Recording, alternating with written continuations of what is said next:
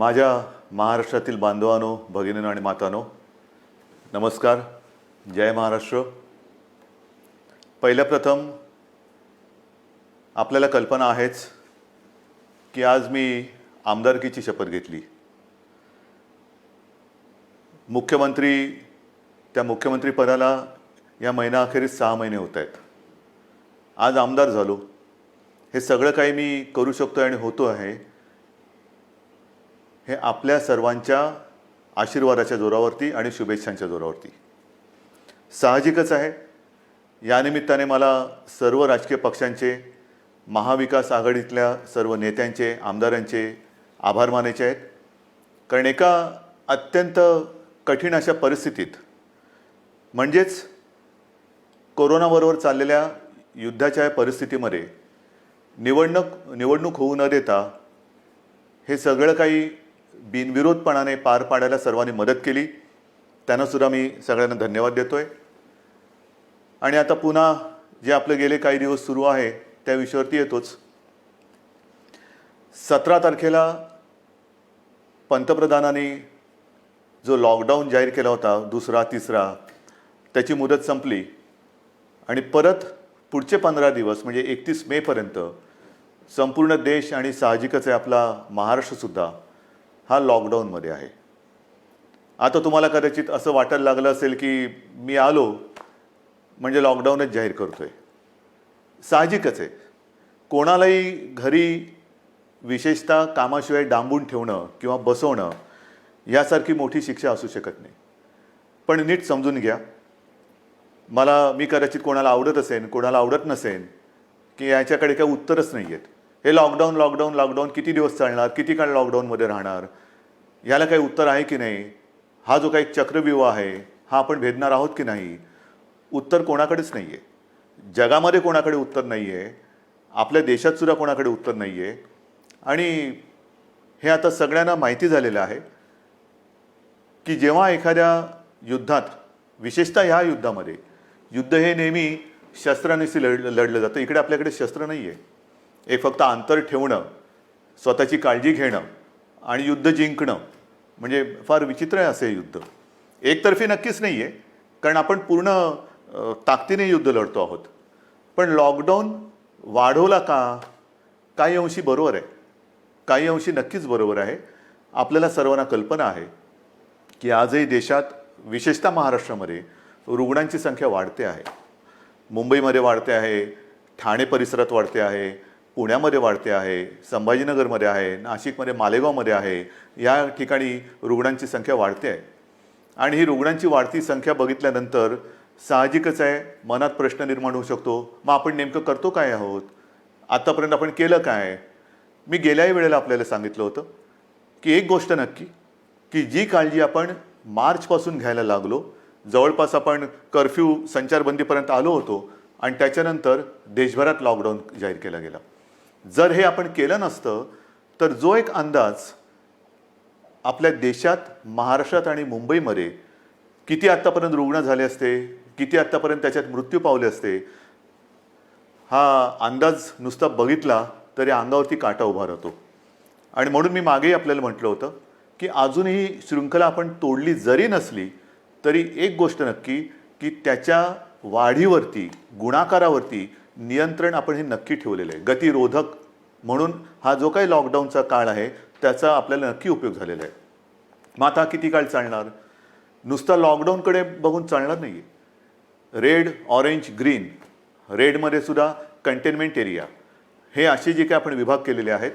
Green झोनमध्ये आपण हळूवारपणाने जवळपास सगळं काही उघडायला परवानगी दिलेली आहे, ती अजूनही देत आहोत. आणखीनही तिथले निर्बंध हे येत्या काही काळामध्ये आपण आणखीन शिथिल करतो आहोत. ऑरेंज झोनमध्ये सुद्धा ही शिथिलता आणलेली आहे.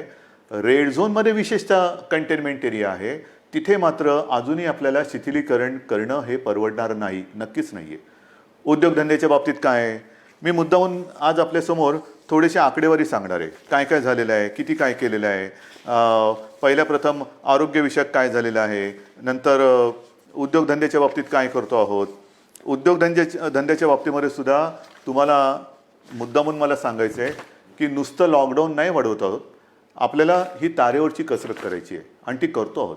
एका बाजूला सुरक्षित राहण्यासाठी लॉकडाऊन म्हणजे सगळं काही थोडक्यात बंद, आणि दुसऱ्या बाजूला हळुवारपणाने काही गोष्टी आपण उघडतो. आजपर्यंत राज्यामध्ये साधारणतः 50,000 उद्योग सुरू करायला आपण परवानगी दिलेली आहे. हा आजचा आकडा आहे. आणि ह्या 50,000 उद्योगामध्ये जवळपास साधारणतः 5-1 लाख मजूर हे काम करायला लागलेले आहेत. तसं बघितलं तर राज्यामध्ये 70,000 उद्योग सुरू करायला आपण परवानगी दिलेली आहेच, पण 50,000 उद्योग हे प्रत्यक्ष सुरू झालेले आहेत. आपल्याला कदाचित हा जो काय एक रेड झोनमधला बेल्ट आहे, म्हणजे मुंबई, पुणा आणि त्याच्या आजूबाजूचा परिसर, इथे जे आपण राहतो आहोत, किंबहुना उदाहरणतः संभाजीनगर असेल, ज्या महापालिका आहेत त्यांच्या परिसरामध्ये आपण हे निर्बंध जरा कडक ठेवलेले आहेत, म्हणून आपल्याला ते जाणवत नाही आहे. पण ह्या विभागामध्ये आपण उद्योगधंद्यांना परवानगी दिलेली आहेच, नक्की दिलेली आहे. हे करताना खास करून मला उद्योगांसाठी काही गोष्टी जाहीर करायच्या आहेत. कारण सगळीकडे आता एक ठप्प, म्हणजे ज्याला आपण म्हणतो ना, पॉजचं बटन दाबलं गेले, जगच असं पॉज झालेलं आहे. सगळं ठप्प, काहीच होत नाही आहे, इकडची गाडी तिकडे होत नाही आहे. असं वातावरण असताना उद्या जे काय आपल्याला एक भरारी घ्यायची आहे, नक्की घ्यायची भरारी घेणारच, कोणत्याही परिस्थितीत घेणार. तिकडे अजिबात मागे पुढे बघणार नाही. खरं म्हटलं तर आपल्या सरकारला आता 6 महिने होत आहेत. नवीन सरकार असताना नवीन स्वप्न आहेत आपली. आपण एक अर्थसंकल्प जाहीर केला काय, त्याच्यात नवीन गोष्टी जाहीर केल्या काय, आणि त्या अंमलबजावणीला सुरुवात करण्याच्या आधीच आपल्याला या संकटाला सामोरं जावं लागतंय. ह्या ज्या काही सगळ्या आपल्या योजना आहेत, या योजना कोणत्याही परिस्थितीत आपण अंमलात आणणार म्हणजे आणणारच. त्या एका हिमतीने आपण पुढे जातो आहोत. परंतु नवीन उद्योग येण्यासाठी एक वेगळी स्पर्धा आहे. कोण काय करतंय, कोण काय आणखीन सुविधा देते. महाराष्ट्रापुरतं बोलायचं झालं तर आज आपण महाराष्ट्रामध्ये जवळपास 40,000 एकरपेक्षा जास्त जमीन ही नवीन उद्योगधंद्यासाठी राखून ठेवत आहोत. 40,000 एकरपेक्षा जास्त. त्याचप्रमाणे नवीन उद्योजक जे येणार आहेत, नवीन उद्योग जे परदेशातून येतील, किंवा आपले काही उद्योजक आपले नवीन लोक काही नवीन उद्योग सुरू करू इच्छित असतील, ग्रीन इंडस्ट्रीज ज्याला आपण म्हणतो, म्हणजे प्रदूषण न करणाऱ्या इंडस्ट्रीज किंवा उद्योग, त्यांच्यासाठी सुरू करताना कोणत्याही अटीतटी त्यांना आपण ठेवणार नाही. परवानगीशिवाय तुम्ही उद्योग सुरू करा, फक्त अट एक, प्रदूषण करायचं नाही, अजिबात करायचं नाही. प्रदूषण करू नका, चला उद्योग सुरू करा, या, आम्हाला पाहिजे. महाराष्ट्र तुमची वाट बघतोय. महाराष्ट्र हा नेहमी एक उद्योगशील आहे, सुधारणावादी आहे. म्हणून आपण नवीन जे उद्योजक येत आहेत त्यांच्यासाठी या अटीतटीचा सामना त्यांना करायला लागणार नाही, असं धोरण आपण बनवलेलं आहे. या नवीन उद्योजकांनो, या महाराष्ट्रामध्ये या. त्याचबरोबरीने साधारणतः पुढचे काही दिवस, म्हणजे असं म्हणतात की ह्या कोरोनानंतर जग बदललं जाणार आहे, नक्कीच बदललं जाईल.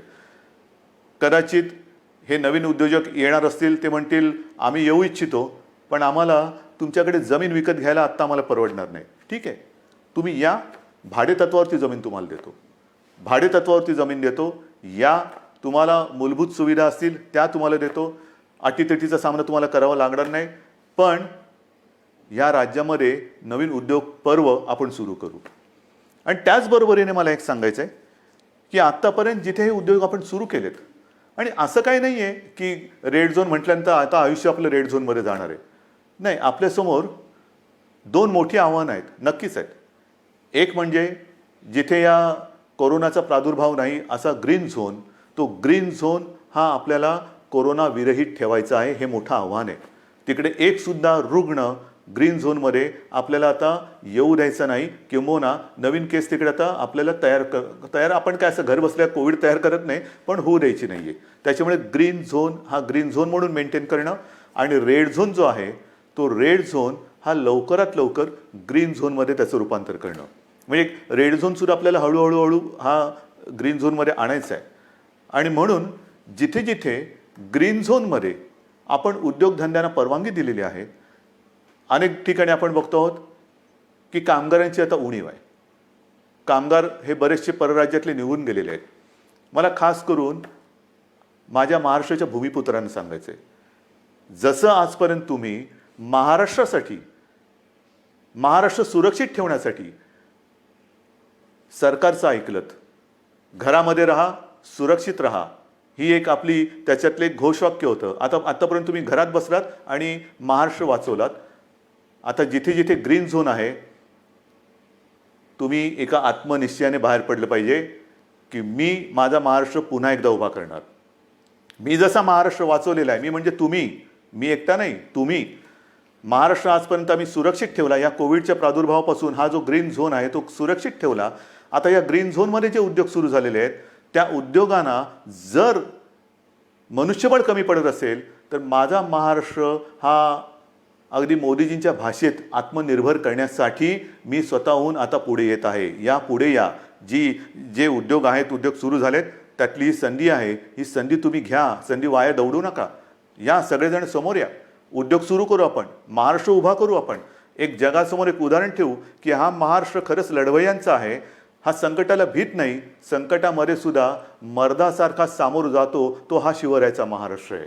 म्हणून मला जे ग्रीन झोनमध्ये आहेत आणि जिथे जिथे उद्योगधंदे सुरू झालेत पण मनुष्यबळ कमी पडत असेल तिथे मला आज भूमिपुत्रांची गरज आहे. भूमिपुत्रांनो पुढे या. ही आपली भूमी आहे, आपला महाराष्ट्र आहे. पुढे येऊन आपला महाराष्ट्र हा आपल्या पायावरती आपण उभा करू. हा निश्चय फार महत्त्वाचा आहे.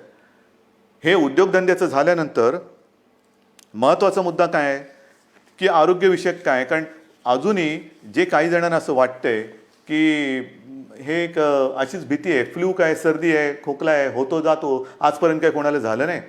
झालं ना. पण विशेष म्हणजे आत्तापर्यंतचा जो फ्लूचा एक भाग आहे त्याच्यात सुद्धा जसं स्वाईन फ्लू एक आहे त्याला औषध आलेलं आहे. पण ह्या कोरोनावरती अजूनही औषध आलेलं नाही. तोच एक मोठा धोका आहे. मी उगाच तुम्हाला आकडे सांगून काय घाबरवण्याची माझी इच्छा नाही, अजिबात नाही आहे.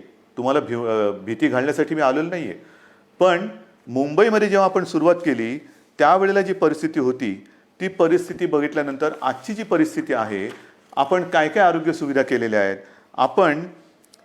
तुम्हाला कल्पना असेल, गेल्याही वेळेला मी बोललो होतो आणि आज तर संध्याकाळी मी जाऊन आलो. मी होतो, उपमुख्यमंत्री होते, बाळासाहेब थोरात होते, एकनाथ शिंदे होते, आदित्य पण होता बरोबर, आपले मुख्य सचिव होते, महापालिका आयुक्त होते आणि विशेष म्हणजे तिथे आपले आर ए राजीव जे MMRDA म्हणजे मुंबईतली मेट्रोचं काम आता जे अत्यंत चांगल्या पद्धतीने पुढे नेत आहेत, त्यांनी गेल्या 10-12 दिवसामध्ये ही सुविधा मुंबईकरांसाठी तिकडे उभारलेली आहे. आज तिकडे जवळपास 1000 बेड्सचं एक चांगलं कोविड केअर सेंटर हे आपण उभं केलेलं आहे. येत्या 1-2 दिवसात त्याचा वापर सुरू होईल. मुंबईमध्ये ठिकठिकाणी, मी मुंबईपुरतं बोलतो, मुंबईमध्ये नंतरचं पुढचं मी बोलणारच आहे, पण मुंबईमध्ये ठिकठिकाणी म्हणजे असं बांद्रा कुर्ला कॉम्प्लेक्स संकुल आहे, तिथे आणखीन 1000 बेड्स वाढवतो आहोत. गोरेगावचं एक्झिबिशन ग्राउंड आहे तिकडे वाढवतो आहोत. रेसकोर्सवरती त्या पार्किंगमध्ये होतं आहे. वरळीला डोममध्ये तर सुरू केलेलाच आहे. आणखीन 1-2-3 ठिकाणी बोलून चेक नका आहे, ठाण्यामध्ये आहे. हे आता नुसतं कोविड केअर सेंटर म्हणून नाही राहणार. या सगळ्या जम्बो फॅसिलिटी ज्याला म्हणतो, या जम्बो फॅसिलिटीमध्ये जे आवश्यक लागतं ते तिकडे आपण करणार आहोत. म्हणजे विशेषतः सगळ्यांनाच काही व्हेंटिलेटरची आवश्यकता लागत नाही, पण अनेक जणांना ऑक्सिजनची आवश्यकता लागते. म्हणून ह्या सगळ्या सुविधांमध्ये ऑक्सिजनची सुविधा असणाऱ्या बेड्स हे आपण जास्तीत जास्त करतो आहोत. त्याचप्रमाणे काही ठिकाणी आपण अतिदक्षता विभागात म्हणजे ICU बेड्स हे सुद्धा उपलब्ध करत आहोत. ICU बेड्स म्हणजे हॉस्पिटलमध्ये तर आपण ते वाढवतोच आहोत, पण हॉस्पिटलच्या बाहेर ही जी काय आपण रुग्णसेवा किंवा सेंटर्स उभी करतो त्याच्यामध्ये सुद्धा ICU बेड्सची सोय आपण करतो आहोत. कदाचित ही काय अभिमानाची गोष्ट नाही, पण समाधानाची नक्की आहे की इतरत्र कुठेही नसेल अशी आरोग्य सुविधा आपण इथे निर्माण केलेली आहे आणि ती आरोग्य सुविधा आणखीन आपण पुढे वाढवत नेत आहोत. महाराष्ट्रामध्ये बोलायचं झालं तर महाराष्ट्रात आज मी आकडे घेऊनच बोलतोय, साधारणतः 1484 कोविड केअर सेंटर्स आहेत.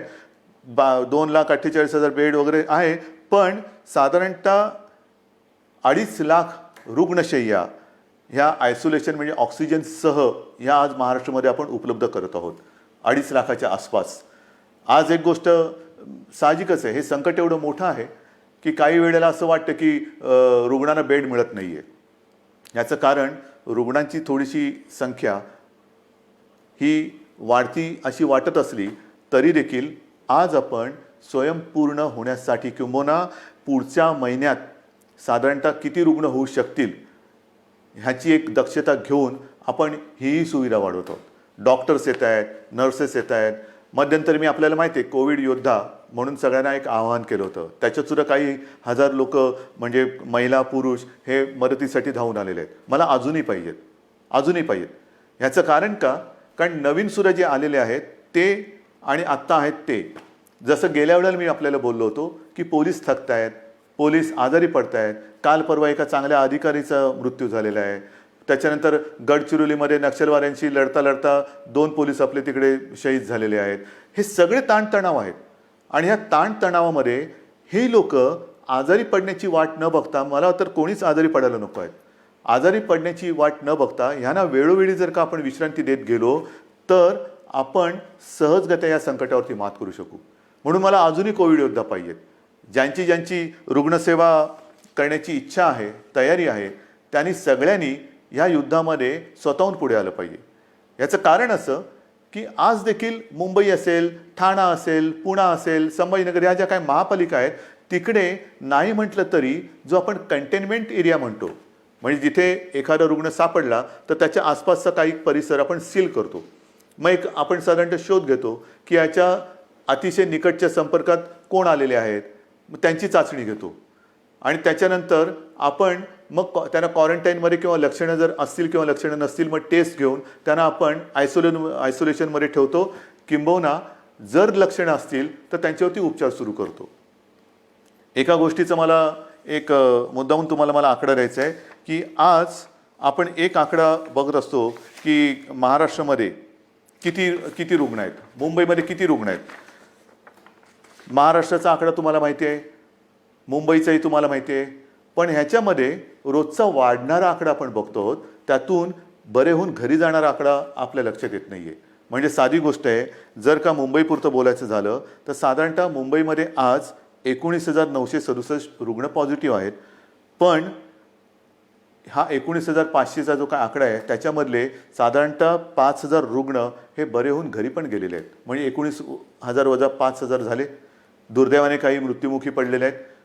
याचा अर्थ असा की लवकर जर का आले आणि व्यवस्थित त्यांच्यावरती उपचार केला गेला तर बरे होऊन घरी जाणारे रुग्णसुद्धा आहेत.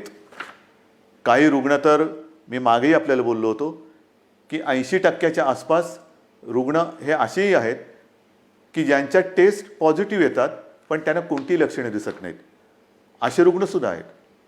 तर ह्या सगळ्या गोष्टीचा विचार करून आपण आरोग्य सुविधा वाढवतो आहोत, ॲम्ब्युलन्सेस वाढवतो आहोत.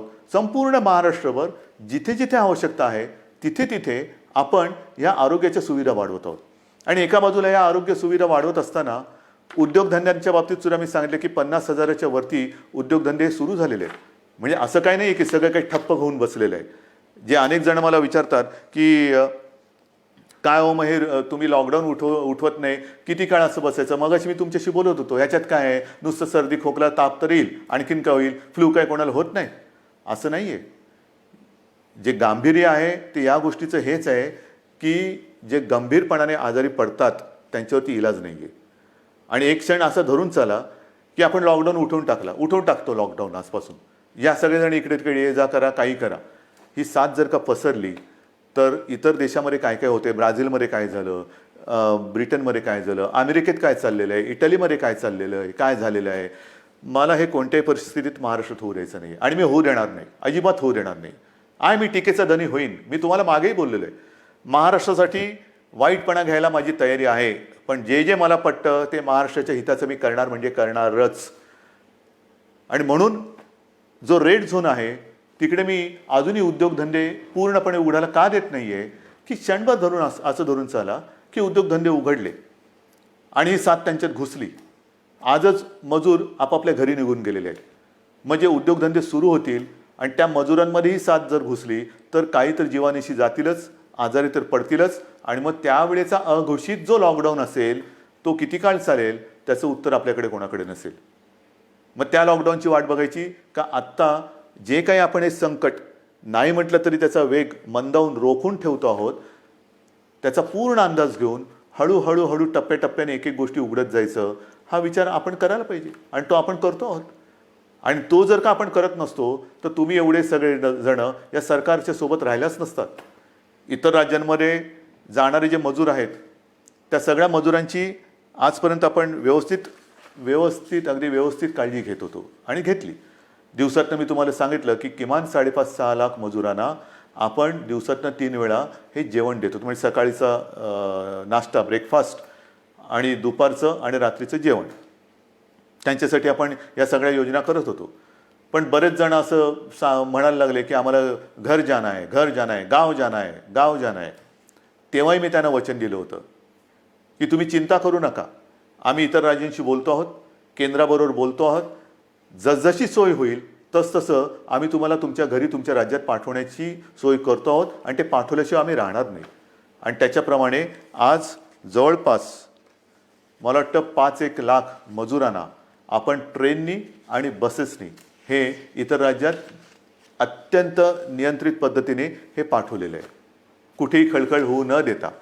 पण मला एक काय सांगायचं आहे की हे सगळे जे काही इतर राज्यातले मजूर आहेत, रस्त्यावरनं चालत आहेत, अजूनही काही ठिकाणी आहेत. कशाला चालता?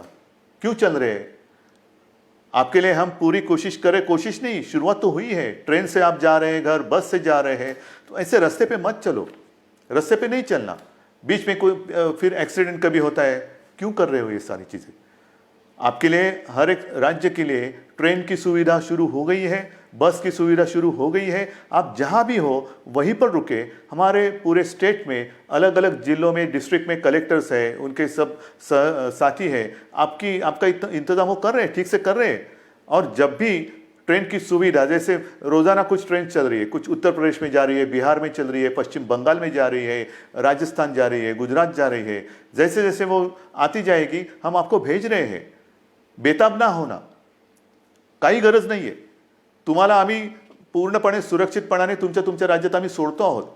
आणि आजपर्यंत मी म्हटलं ना की एवढे मजूर हे महाराष्ट्रातून त्यांच्या राज्यात गेलेत, त्यांच्या घरी पोचलेत, बसेसने आपण पाठवलेले आहेत. आणि विशेष म्हणजे त्यांच्याकडनं आपण कुठेही तिकीट्स नाही घेतलेली. मुख्यमंत्री सहायता निधीतून त्यांचा खर्च केलेला आहे. काही संस्था पुढे आलेल्या आहेत, त्यांनी त्यांचे पैसे दिलेले आहेत. त्यांना हे, कारण हे गरीब आहेत, काम करणार आहेत, तळहातावरती पोट असणार आहेत. तळहातावरती पोट असल्यानंतर जर त्यांची रोजची मेहनत ही होणार नसेल किंवा काम मिळणार नसेल तर यांच्याकडे तिकिटाचे पैसे कुठून येणार? म्हणून त्यांना आपण आपल्या सरकारच्या माध्यमातून, सरकारच्या खर्चाने आपण त्यांना पाठवतो आहोत. हे झालं त्या राज्यात जाणाऱ्या लोकांचं. मग आता मी येतो आपल्या राज्यातल्या लोकांकडे. मुंबई म्हटल्यानंतर साहजिकच आहे, कोकण आणि पश्चिम महाराष्ट्र इथे राहणारे लोक खूप आहेत. तेही मागे लागलेत. हे काय तुम्ही त्या राज्यातल्या लोकांना पाठवता, आम्ही काय केलंय, आम्हाला कधी घरी पाठवणार? अरे तुम्ही तर आपले आहात. आजपर्यंत तुम्ही सहकार्य केलेलं आहे, तुम्हालाही हळूहळू मी पाठवतो घरी. पण आज थोडे अस्वस्थ नका होऊ. कारण आजपर्यंत कोकण म्हटल्यानंतर मला माहिती आहे, हा आंब्याचा सीझन, काजूचा सीझन, सगळा एक कोकण म्हणजे गंमत असते. ह्या मोसममध्ये कोकणात जाणं, फणस आहे, मजा असते. कोकणामध्ये जाणं हे या दिवसात सुट्टी, मग कोणाचे आजी आजोबा असतील, कोणाचे मामा मामी असतील, काका काकी असतील, सगळे नातेवाईक असतात, त्यांच्याकडे जायचं, गावातल्या घरात राहायचं, आंबे खायचे, गंमत असते. पण ह्या उन्हाळ्यात ती गंमत नाही आहे.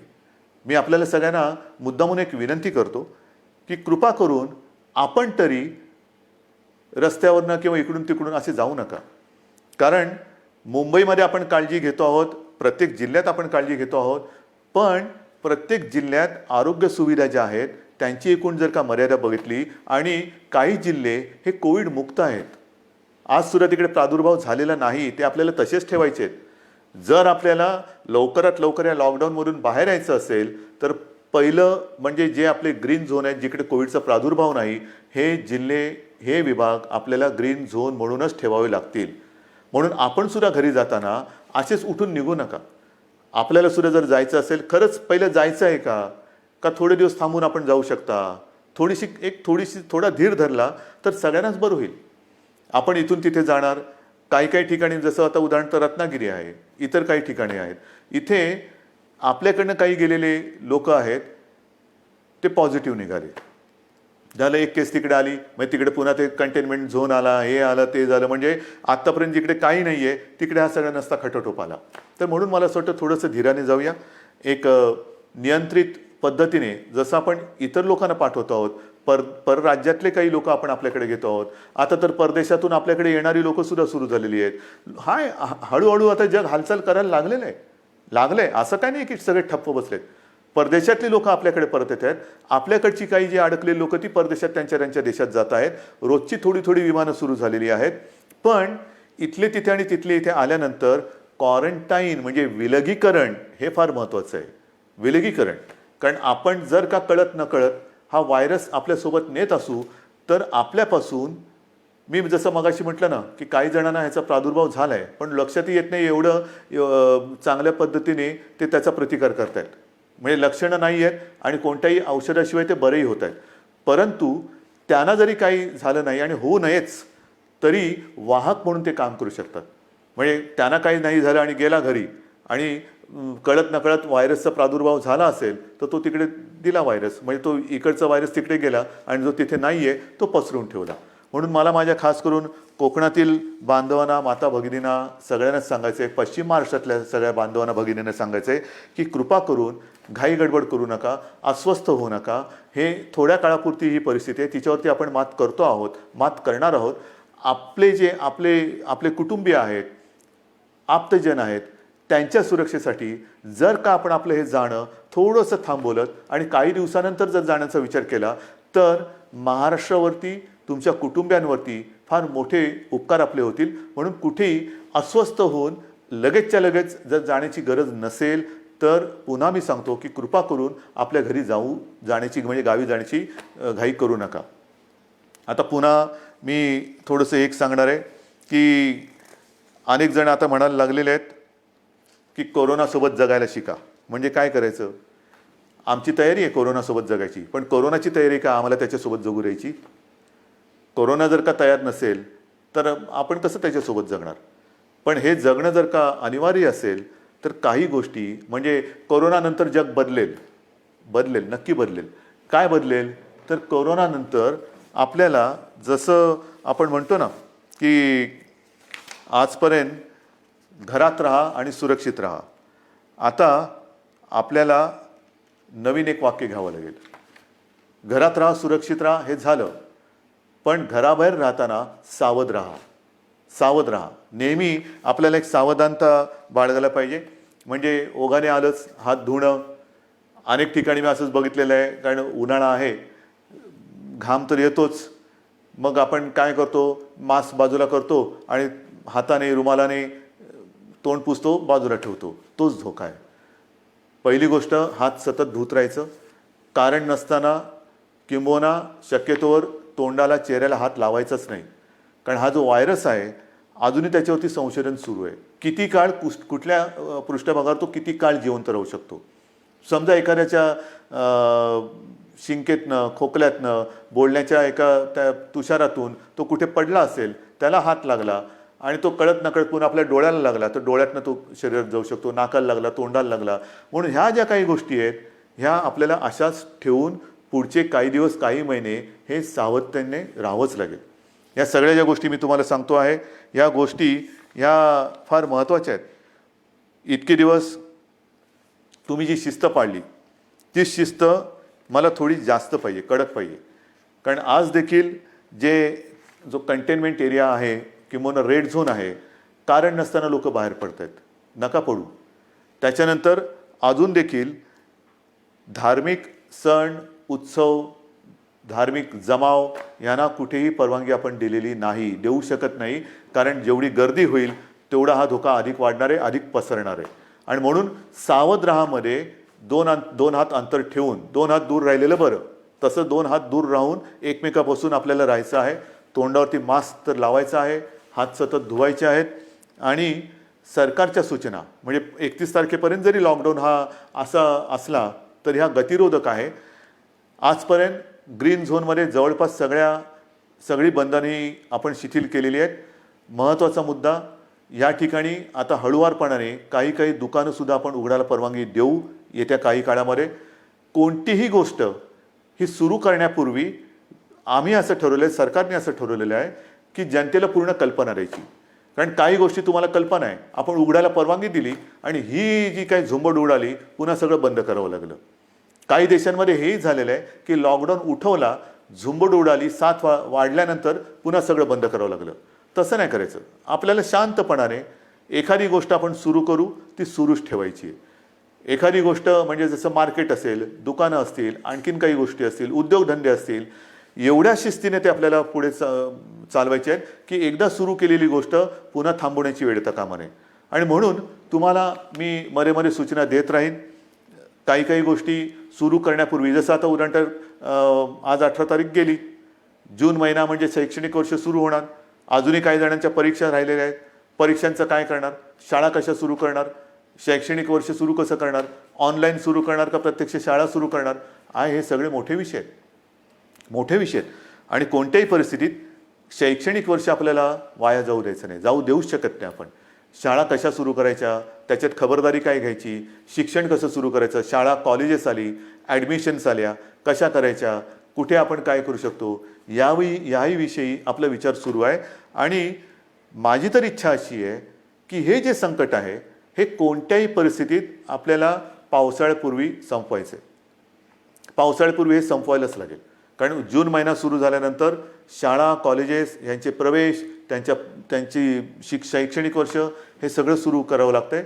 आणि ह्या सगळ्याचा विचार करता मला असं वाटतं, जो वेग मी तुम्हाला मगाशीच सांगितलं, मी आकडे माझ्याकडे आहेत, साधारणतः मे किंबहुना एप्रिल शेवटापर्यंत महाराष्ट्रामध्ये काय रुग्णसंख्या झाली असती, ही संख्या जर का आपण बघितली असती तर थरकाप उडाला असता. मे मध्यामध्ये काय संख्या होऊ शकली असती, काय संख्या होऊ शकते, मे एंडला काय होऊ शकते, हे जे आकडे आपल्यासमोर शक्यता म्हणून येत होते किंवा येत आहेत, ते बघितल्यानंतर हे थरकाप उडवणारे आकडे. पण तिथपर्यंत आपण पोचलो नाही आणि तुम्हाला मी पोचू देणार नाही, अजिबात देणार नाही. जोपर्यंत तुमचा आणि माझा विश्वासाचा धागा हा मजबूत आहे, तोपर्यंत मला खात्री आहे, नवे माझ्यात आत्मविश्वास आहे की हे संकट आपण नुसतं दूरच नाही तर परतून लावल्याशिवाय राहणार नाही. आणि म्हणून मला असं वाटतं, मलाही काही आनंद होत नाही आहे, अजिबात होत नाही की मुख्यमंत्री झालो आणि हे बंद ते बंद ते बंद. म्हणजे पूर्वी मुंबई बंद, भारत बंद आपण करत होतोच, पण हे अशा पद्धतीने नाही. हा बंद कोणालाच परवडणार नाही. आता आपल्याला सगळं पुन्हा एकदा जनजीवन हे रुळावरती आणायचं आहे. जनजीवन हे पुन्हा आपल्याला सहजतेने जगायला सुरुवात करायची आहे. पण ह्याची एक आता अशी शक्यता नव्हे, खात्री वाटते की हे जनजीवन पूर्ण सुरळीत व्हायला काही काळ हा जावा लागणार. जेवढी स्वयंशिस्त आपण अधिक पाळू तेवढे लवकर आपण ह्या बंधनातून मुक्त होऊ. जेवढी लवकर आपण या कोरोनाची साखळी तोडण्यात यशस्वी होऊ तेवढं लवकर आपण सगळे बंधनमुक्त होऊ. आणि म्हणून पुन्हा एकदा मी तुम्हाला सगळ्यांना विनंती करतो आहे की जे काही सरकार करतं आहे ते केवळ आणि केवळ कोणताही धोका या महाराष्ट्राला, महाराष्ट्रातल्या माता भगिनींना, बांधवांना होऊ नये त्याकरता ही पावलं उचलत आहे. साहजिक आहे, तुम्ही अस्वस्थ आहात, तुम्ही बेचैन आहात, कधी हे उघडणार हा प्रश्न जसा तुम्हाला आहे तसाच तो सर्वांना पडलेला आहे. पण जे काही करतो आहे ते केवळ आणि केवळ आपल्या सर्वांच्या हितासाठी करतो आहे. आजपर्यंत जसं तुम्ही सरकारला सहकार्य केलं तसंच सहकार्य याही पुढील काळात कराल अशी खात्री बाळगतो. आणि लवकरात लवकर ही साखळी तोडून आपण बंधनमुक्त होऊ ही आशा बाळगतो. जय हिंद, जय महाराष्ट्र.